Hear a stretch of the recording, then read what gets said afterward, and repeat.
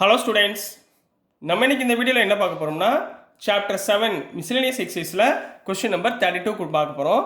So 32ல் என்ன கொடுத்துருக்காங்கன்னா prove the following கொடுத்துருக்காங்க. ப்ரூவ் தட்னா என்ன meaning? Left hand side equal to right hand side prove பண்ணணும், அல்லது right hand side equal to left hand side அப்படின்னு prove பண்ணணும்.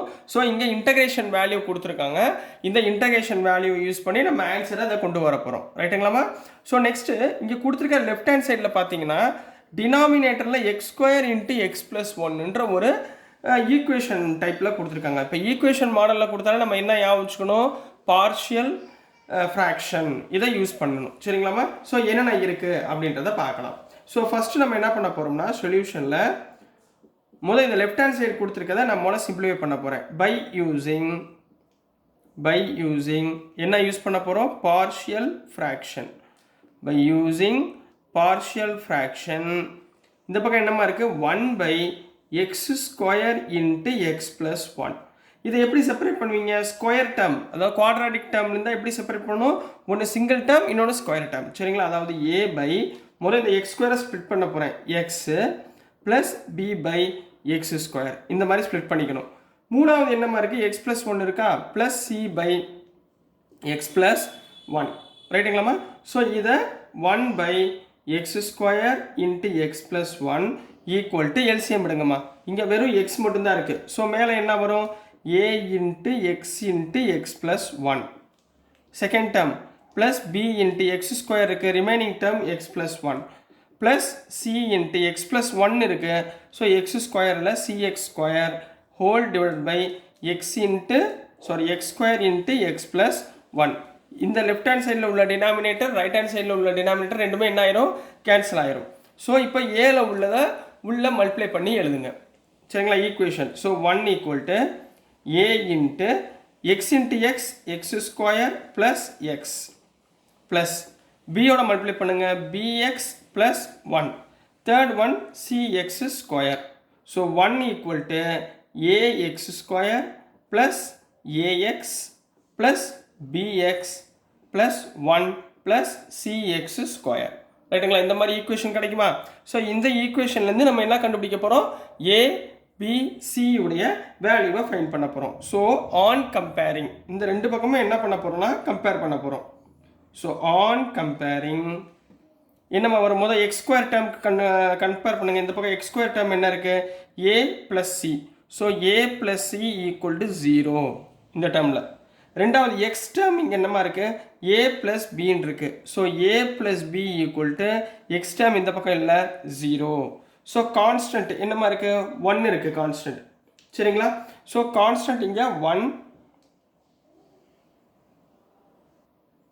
இங்கே 1 இல்லைம்மா, b இன்ட்டு எக்ஸ் bxஆ. சரிங்களா? ஸோ b இன்ட்டு 1 இங்கே என்ன வரும்? bன்னு வரும். ரைட்டுங்களா? புரியுதுங்களாம்மா?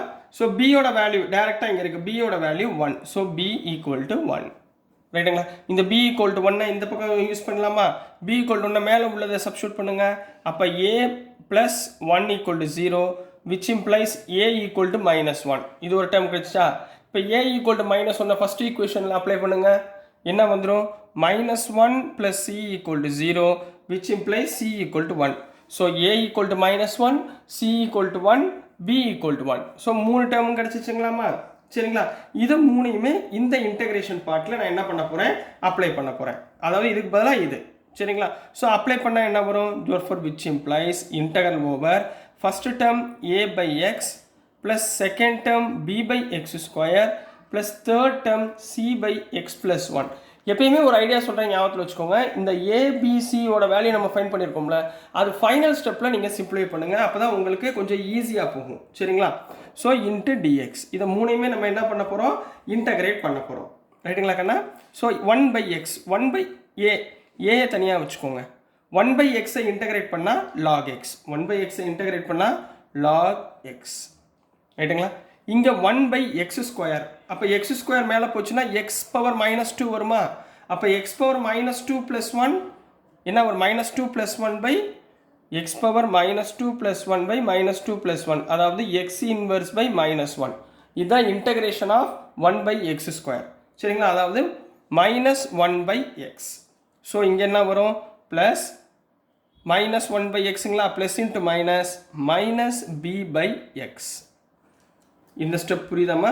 ஸோ நெக்ஸ்ட் cமா plus c into 1 by x plus 1 integrate பண்ணால் log x plus 1. ரைட்டுங்களா? லிமிட் பாயிண்ட் என்ன கொடுத்துருக்காங்க 1 to 3.